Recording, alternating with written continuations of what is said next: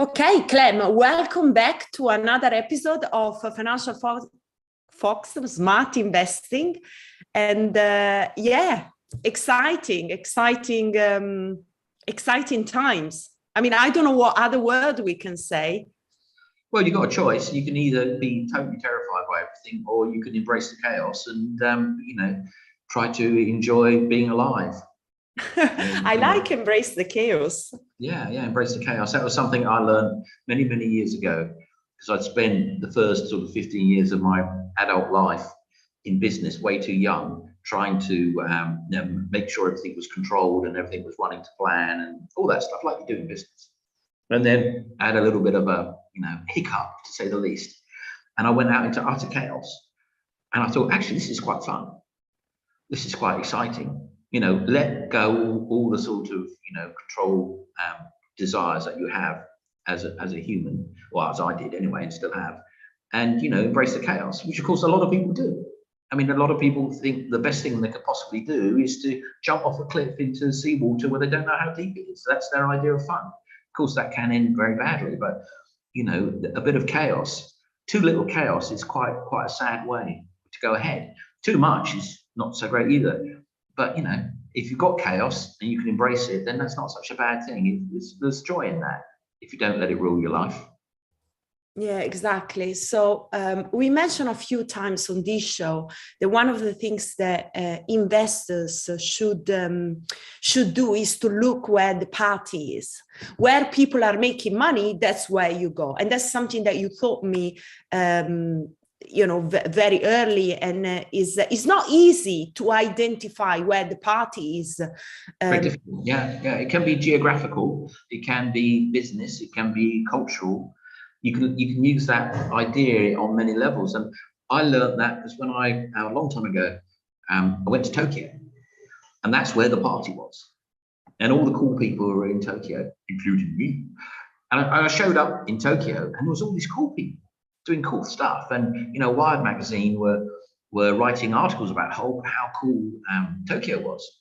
I used to write for Wired, and I was like the only non-cool person that ever wrote for Wired. Everybody else was like totally hipsters. It was like 6 foot deep in hipsters, and then it was me. And hello, I write about finance. Can I write for you? Okay. And everyone else was like hipsters. They were putting bolts through their noses and various other parts of their bodies way before anybody else. And there I was. And the party was in Tokyo. I thought, wow, yeah, there it is. And the party was in San Francisco. And Wired was where the party was, for example. And I thought, well, is there a party going on always? Is there always a party going on? And there is always a party going on. The trouble is you're not invited.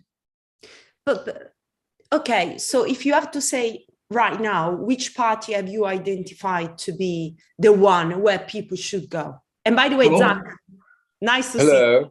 Where's the party? Exactly. Have I missed the party? The party is in crypto, my friend, as you know. Is it? Yeah.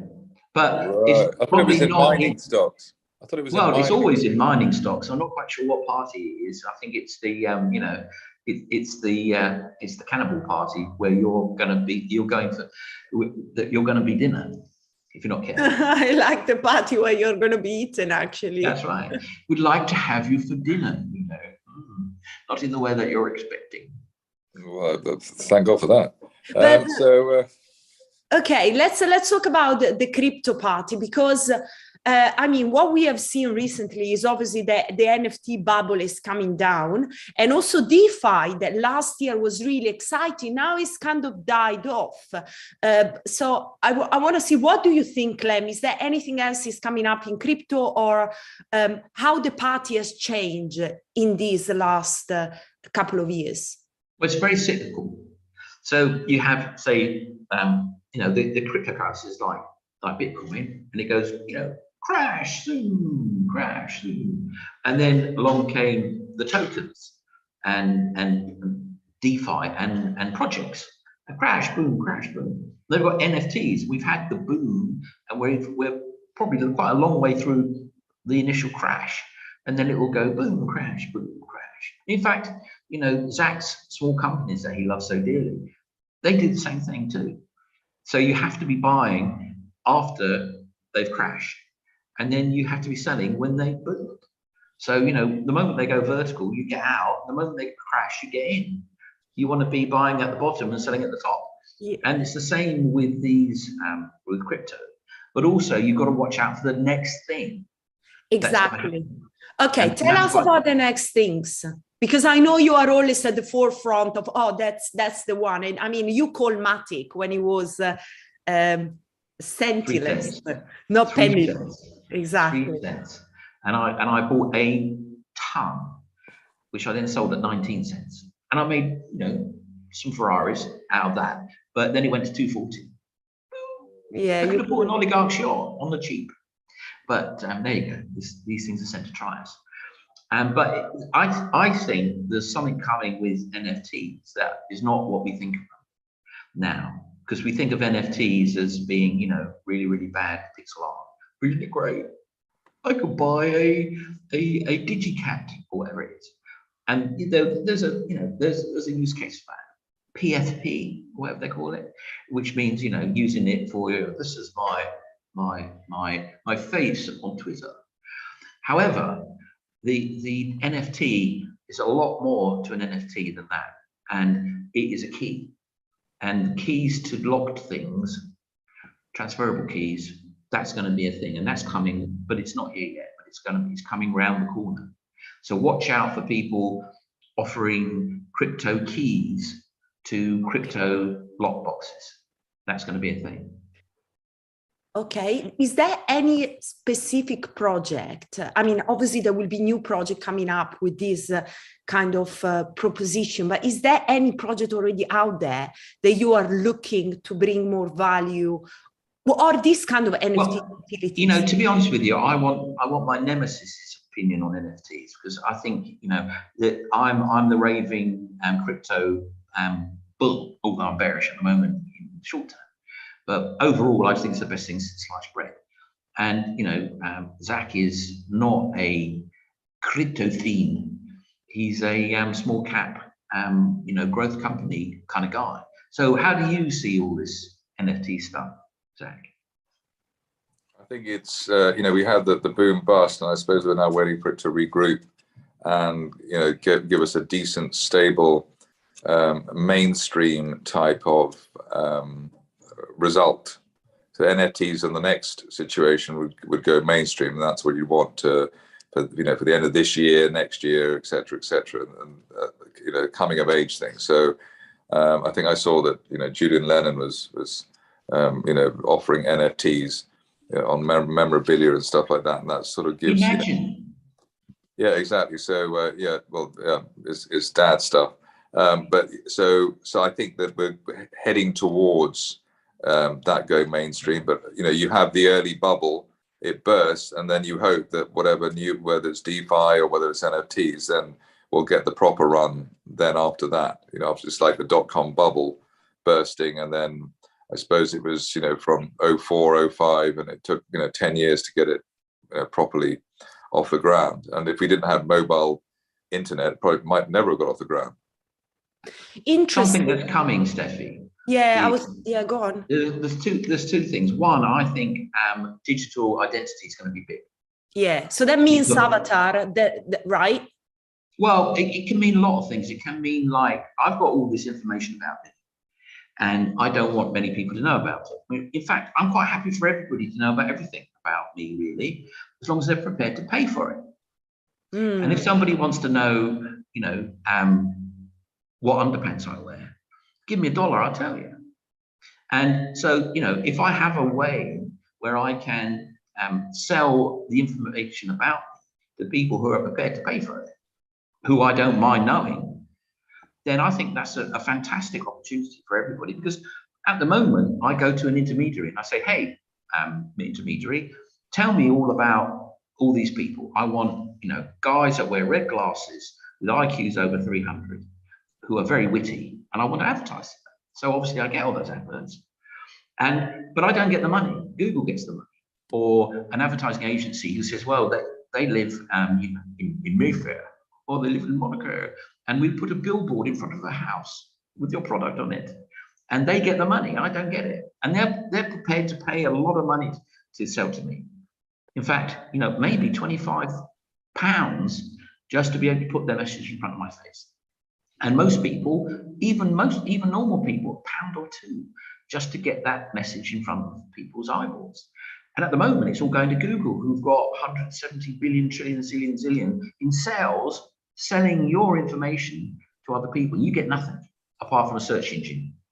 So, you know, the ability to delayer Google, which will give me great pleasure if my internet connection doesn't suddenly get cut off, would enable people to get the money. And crypto turns the power structure upside down, which is why a lot of people don't like it. It takes the rentiers out of the loop. It takes the men in the middle out of the loop. It takes the regulators potentially out of the loop. It takes lots of people out of the loop, and therefore enables the money to flow to the people, you know, pay to the people, man. But it really does. It's quite a it's a very different idea. Rather than banning money so that the people can live good lives, actually enables the people to get the money without the blooming predators in the middle stealing it all. So identity is one of the most valuable things in the modern world, as Google's sales will show you. $1 trillion company from selling your information and giving you a search engine. Well, you mentioned that gets delivered. There's a huge fortune there, and that's one thing that's coming with the digital identity, and that's something that to look out for when somebody does it in this way, which is the power of the internet is to take a pipeline and put two different customers at either end, and they transact, and the sites that provides it just takes a little piece, and the connection between somebody that wants to sell X to somebody that wants to buy Y, or buy X in this case, with Z in the middle taking 0.0001, is the way all markets work. And you know, that will, if somebody does that with identity, well, someone's doing it already, it's called Google, but somebody who cryptographically secured it so individuals could own and control their own information will do very, very well. There's a browser called Brave that's trying it on, but yeah, their implementation is not impressed as far as I'm concerned. But someone will come along and do something very simple, very powerful, and make a ton of money. That's interesting, because there are projects like they are looking at decentralized domain names, so all kind of different way to link it. Yeah, they've done really well. I've got Clem on Unstoppable Domains. I have got Financial Focus as well. Zach, do you have like an Unstoppable Domain profile or asset? I'm not. You should get one. Zach, you should get Zach. Zach.com, Zach.crypto. It's too yeah, but the thing is, you've got to, once you do that, then what are you going to do with it? I mean, you've got to put something. You can link your wallet, and when you need to get paid in cryptocurrency, you don't have to send out these 300 letters. You just say, send me the money to Zach.crypto. It's just easier. That's the way that I use it. Well, I think that would be great, but obviously I need to find people who are going to send me money in crypto or send me any money. So that you've got to jump in, Zach. You've got to jump in. You've got to swim in the warm seas of new technology and crypto, and feel the energy and power. Otherwise, you'll be standing on the shore going, "Oh, look at that! Oh, is that really nice? It looks a bit cold." What do you mean it's not cold? Oh, it's probably too hot. Maybe it's too deep. Yeah, but I think that for me, it's just like, I am and was very enthusiastic, but I'm still enthusiastic. But the whole thing about the regulation, the complication, all the other stuff like that, the volatility. Power, because that requires knowledge. Once you've got the knowledge, you have the power, and the power equals money. So once you've got the knowledge, you've got the money. What could be better? Absolutely nothing. Well, one thing, Zach, because you always said that I can actually get exposure, for example, to crypto NFT through small caps. That's something that we have been talking quite a lot. Now, I just want to ask how is going that company called NFT Investment. They were doing NFT stuff. And then is still that the case, maybe also Clem can comment, that you might invest in a company like, you know, it could be Meta, they are doing, you know, the metaverse and the NFT on Instagram, or for instance, GameStop that is now going to launch an NFT marketplace. Is that a good way to get exposure for maybe who is not so tech savvy to go through stocks? I think well, just the stocks which are sort of half decent, I think, are KR1, which invests. Half decent. Yeah. So KR1. Very bright people, KR1. They have been going along for a long time. Yeah. So I think KR1 is, even though the share price is well off the best levels, I think that guy is a bit of a rocket scientist. I suppose he thinks he is a rocket scientist as well. But they have done very well, and that's been okay.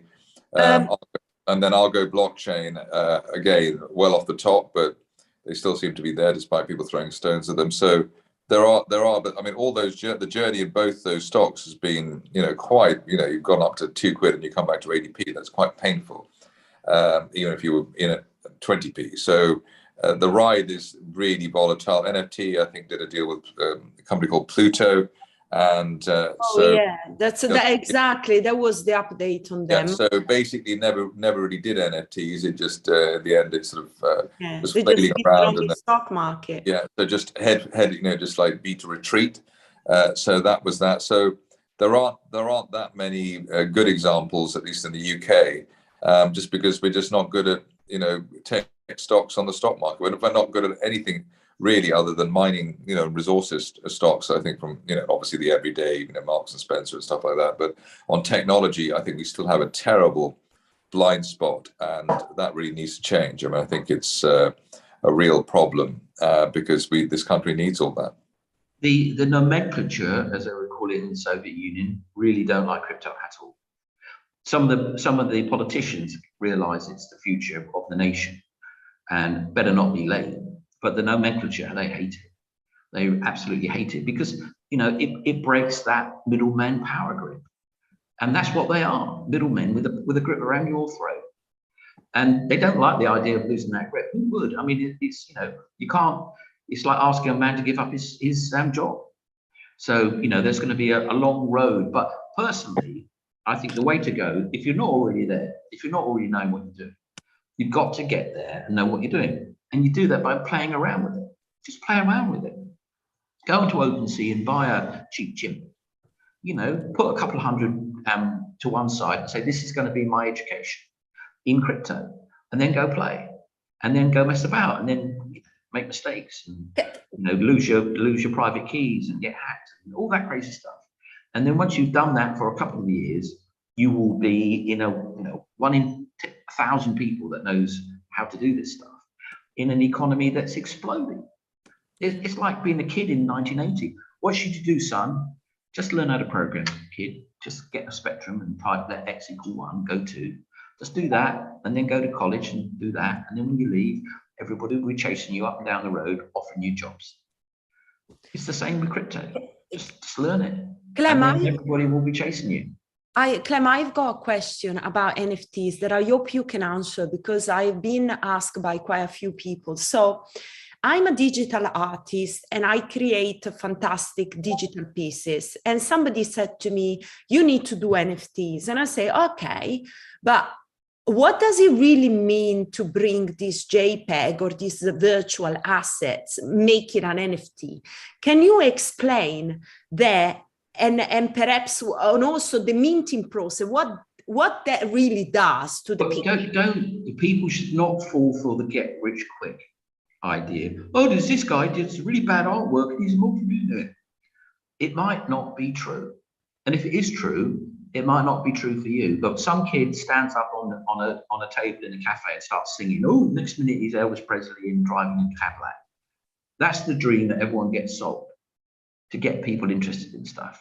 You know, oh, you could go to YouTube and you could be PewDiePie and make 7 million. And they all pile into YouTube and start making YouTubes, and they don't get anywhere. They don't make any money. Yeah. It's all a bit of a scam. Yeah. The point is, if you're going to make art out of NFTs and make a fortune, don't imagine there aren't 20,000 other people trying to do it. and it's no longer a rarity, and your poor artwork is going to be not outstanding. What are you going to do that's going to make people want to pay 50 quid for your pixels? You better do something outstanding. Now, if you're the first to do it, that's, you know, the first people to do anything normally remain the gods of that thing. You know, just like back in the day, 20 years ago, if you looked at all the big DJs, they're all the people that started on radio in the 1960s when it started. And there they still were 30 years later, you know, and being big disc jockeys because they were the first. And the people that did the first NFTs, well, you know, they own that spot. And the penny black is still an expensive stamp because it was the first stamp. The fifth stamp, no, hardly any value at all. So being first has a big leverage, or having very, very high production values.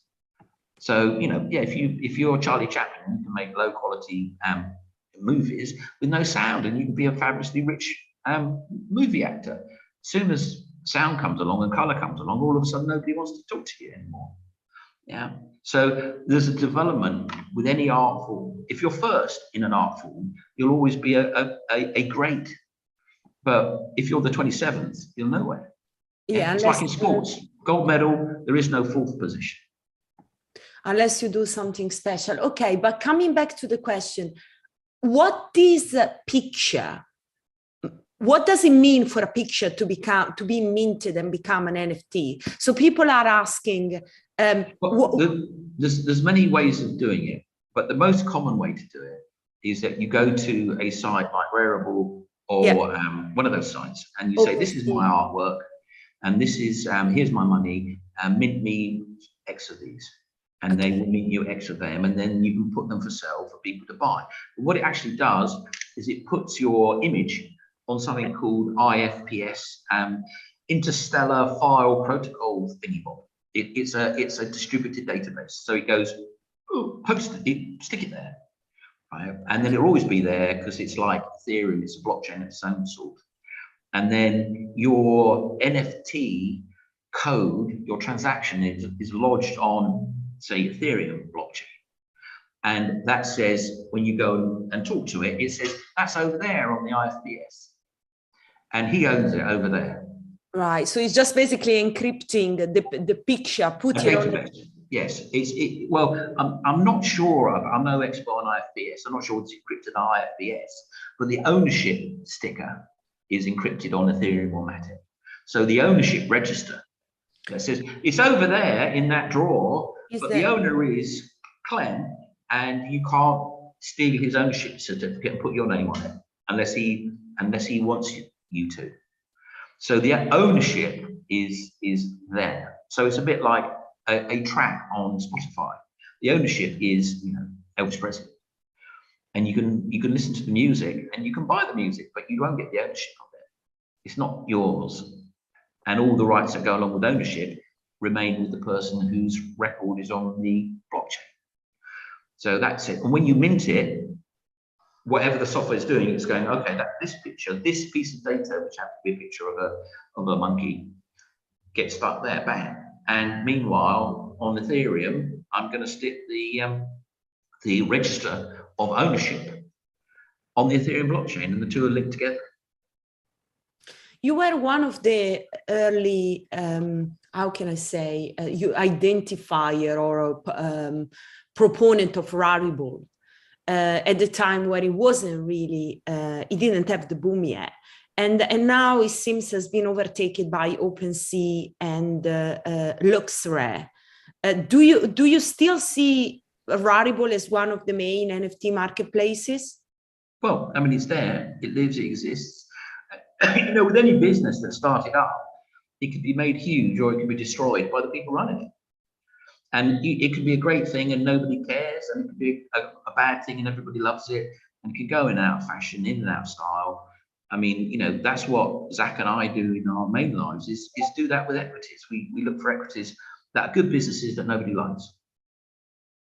Yeah, that's it. And you buy them, and if it's a bad business, everybody loves it, you just have to happily stock it and sell it. So, you know, you buy when nobody wants it and you sell when everybody wants it. That's how you make money. If you buy when everybody wants it and you sell when nobody wants it, you're going to lose all your money on it. Okay. Well, so I think is gonna go back and look at variables. That's what I would say too. But just keep an eye on it. Yeah. I mean, all these things. I mean, the alts have had a massive thumping. A lot of great projects that were, you know, amazing and marvelous and wonderful have absolutely been pulverized. Doesn't mean they won't get more pulverized. I mean, I tend to look for a time when everybody's saying, "Oh, this is dead. It's dead. No hope. It's useless. It's rubbish. Oh, this is all rubbish." Then that's the time to buy. And then everyone's going, "It's going to 1 million, billion, trillion. It's brilliant. It's going to take over the world. It's marvelous." That's when you sell. If I'd had a Bored Ape, I would have sold it. You know, yeah, well, definitely. But if I'd had a CryptoPunk, I would have sold it, you know, months ago. I would not be wanting to buy a CryptoPunk or a great Bored Ape now. However, having said, doesn't mean it won't go up. Doesn't mean it won't go further and be brilliant. But you know, it's best if you buy stuff when it's relatively cheap to other things similar, and then sell it when it's not cheap anymore. You don't have to buy the bottom and sell the top. You just go, well, you know, I like that. It's going nowhere. You know, how could it get any more cheaper? okay, and then away you go. But of course, if you can find out why it can get more cheaper, then you don't want to buy it. Yeah, let's bring up Zach had to leave because he had a busy morning. He was a bit busy with different kind of businesses, listing a company. So he shouldn't use the crypto word. He's oh no, not crypto. Oh, no. Yeah, maybe next time we just need mining stocks. Yeah, okay. I'm bringing up the because I want to see Rarible. Just type Rari in where it says search. Yeah. I was looking on today. There you go. Yeah, here it is. And I see that Diesel, you know, the brand, they released some of their NFT on Rarible. So I said, okay, that's quite cool. Stop. Okay. Now put say 2 years on the period there, to the right by the chart. Oh no. Okay. Oh, you got 2 years there. That do. Yeah. So there we are. There's your chart. That's all you need to know. It's $7. It was 40. Yeah, it goes up like a rocket and comes down like a rock. Well, it's come down like a rocket. Now it's going flat. Now, doesn't mean it won't take another step down. But, you know, is this market a hard market to be in at the moment? It's kind of between the devil and the deep blue sea, the whole market in crypto. So it could easily go a lot lower. It could easily go a lot higher. I mean, it's in a very tight range there. But, you know, if you think it's good, it's not good. If you know it's good, it's good. So you should always be looking for something you go, oh, that's a no-brainer. That's a no-brainer. What the devil's going on there? Oh, I better check that I'm not wrong. Check. I was trying to overlay another NFT marketplace project. Not sure it's possible. I don't think there is another one. I mean, OpenSea's not listed. Yeah, it's not listed, exactly. So, you know, there you've got people and they're just making their money and, you know, we don't care. They're not interested in stuffing their token onto you. What's the difference there? Because if you go on OpenSea, when you actually put your image as an NFT to start with, you don't have to pay loads. So like you don't mint it until you sell it, where in Rarible is different. Well, I think they make fees and they make money from, they collect their fees and that's it. You know, it's for sure, the world of crypto is not communist. Everybody gets a piece. Yeah, everybody gets paid. Everybody can get paid. It's all about money. That's a nice really chart. That's a really I mean, it looks cheapish. I mean, I would not be surprised if it didn't take another leg down. Yeah. I mean, NFTs as pictures, as art collections, I think, you know, is definitely in a little bit of a slump. So, you know, you would find it. Yeah, I'm just putting up because there are quite. I mean, this Meta Angel, they are quite popular.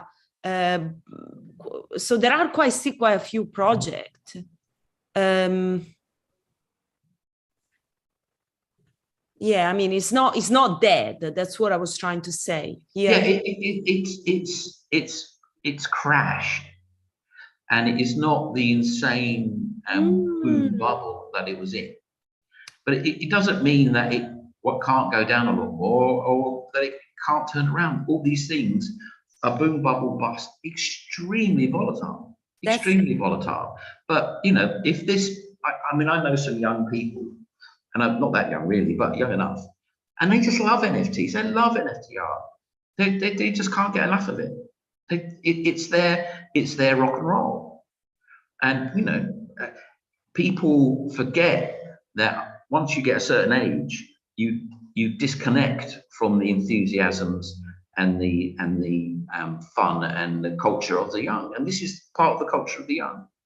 Now, where they get 36 ETH to buy a monkey from, I don't know, but I mean, nor do I really care that much. Yeah.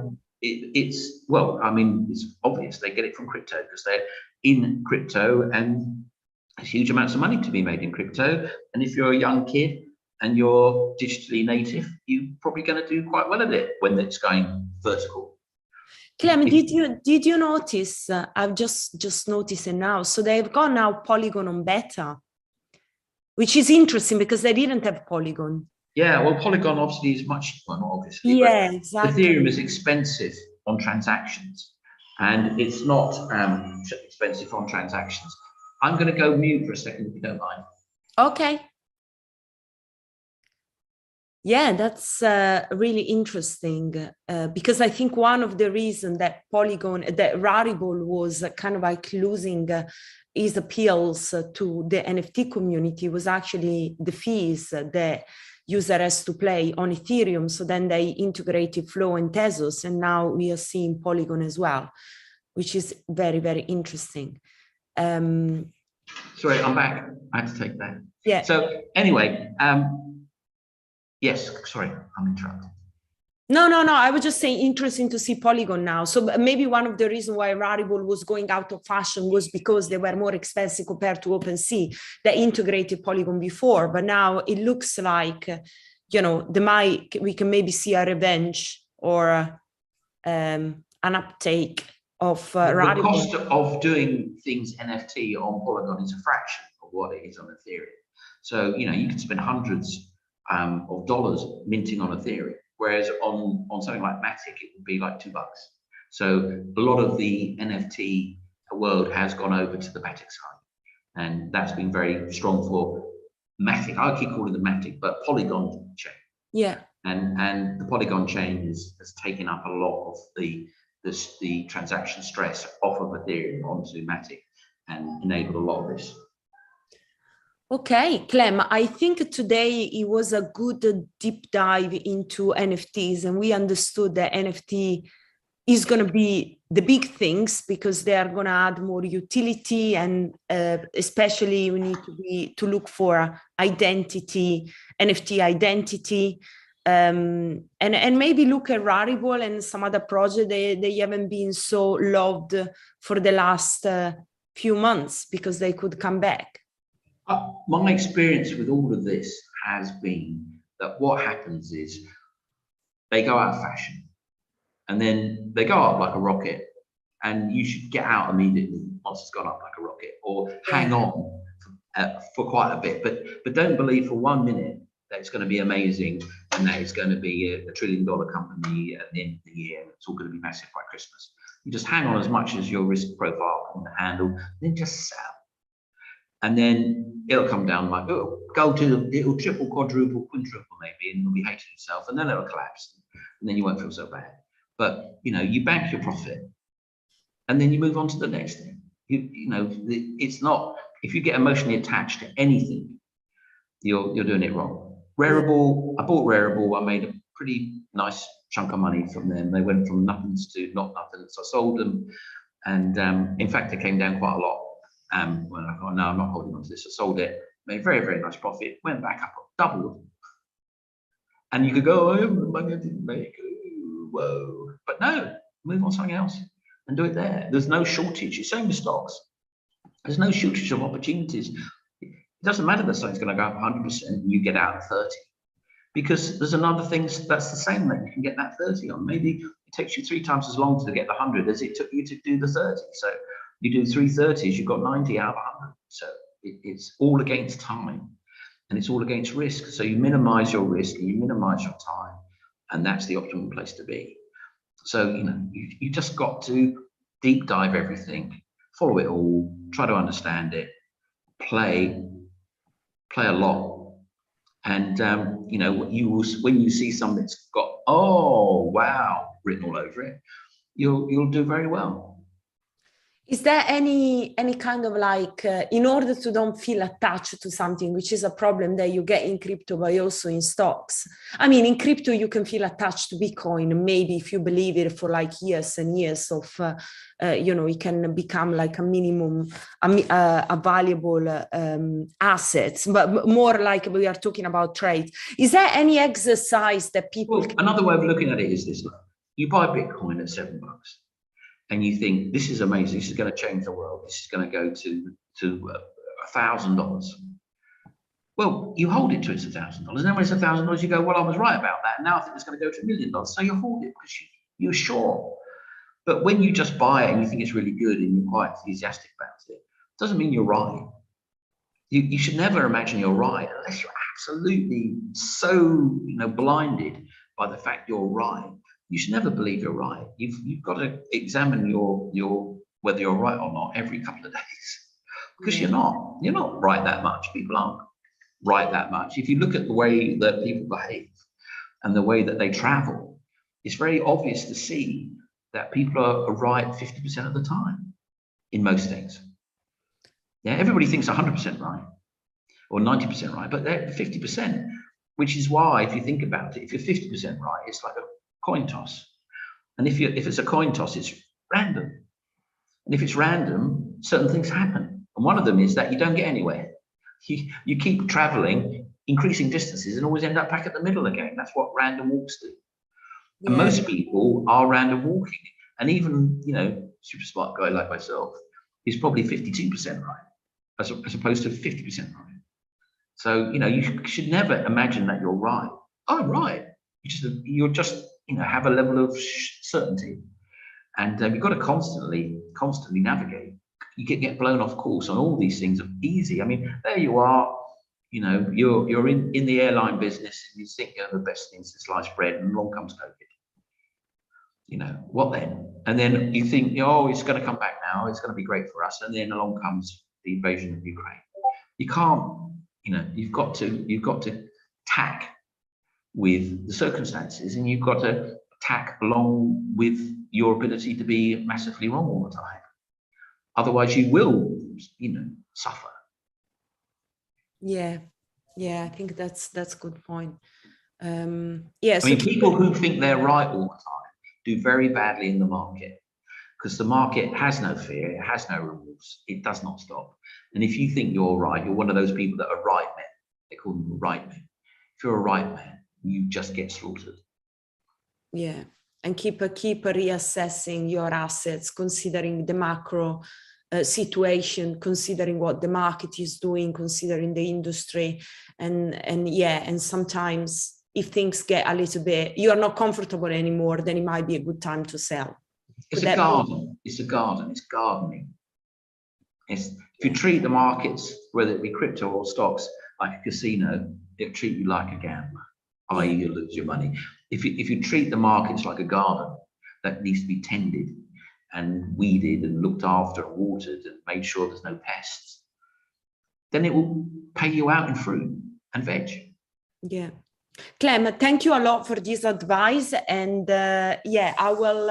we will connect back next week to maybe talk about something else, but today deep dive in NFT was really interesting. I'm going to say to people, you really need to look at oil, because oil is high, but oil companies are still relatively not expensive. And unless you believe all this difficulty in East Europe is going to go away in a hurry, oil's going to get very expensive, and oil companies are going to make a lot of money. And, you know, the carbon decarbonization of the world is going to be put back by 10 years. Okay, I think you said that to me quite a few months ago. Probably. Yeah, I remember that, because I was shocked. I said like, oh gosh, we are going to return to carbon. and I remember that. So it's interesting. There's going to be a detour on decarbonisation. Carbon zero. There's going to be a longer road than was expected a few months ago. So, you know, people like oil companies are going to go from being the pariah of the world to suddenly, you know, heroes. Because I was saying to somebody yesterday, look, when people haven't got any heat in their homes, they're not going to be too concerned about the environment all of a sudden. Exactly. That's interesting, because we obviously see this big conversation about you know, ESG, sustainability, blah, blah, blah, blah. But actually, when it comes to recession, whatever it gets you energy, you know, you have to take it. Well, there's a way of looking at the thing, and you go, right, well, markets, how do they value?